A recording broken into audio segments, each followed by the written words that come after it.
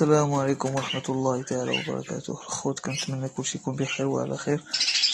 في هذه الحلقة هذه غادي نكتشفوا معنا طريقة العيش البادجي، طيور البادجي. كيف ما كتلاحظوا معنا، الذكر وأنثى.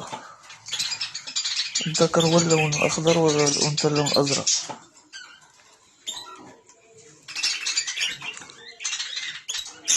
هذه الحلقة هذه إن شاء الله غادي تكتشفوا معنا كيفاش تتم عملية البيض والفقس للفراخ. غتشوفوا معنا كلشي ان شاء الله.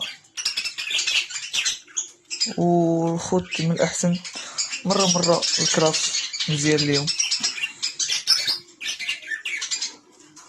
وكنصح اي واحد باغي يبدا التربيه ديال الطيور، كنصحو بهذا النوع هذا. من الناحيه الماديه رخاص، ومن ناحيه اخرى ساهلين في التربيه. غادي تخسر عليهم غير قفز صنيديقه ديال العش، ومن الاحسن القفز يكون كبير. قد ما كان كبر قد ما كان احسن ليهم. وخلي لهم ديك الصنيديقه وتعطيهم اللوازم ديالهم، وغادي يسخر الله الامور. وغادي تشوفوا معنا كلشي في الحلقه الجايه.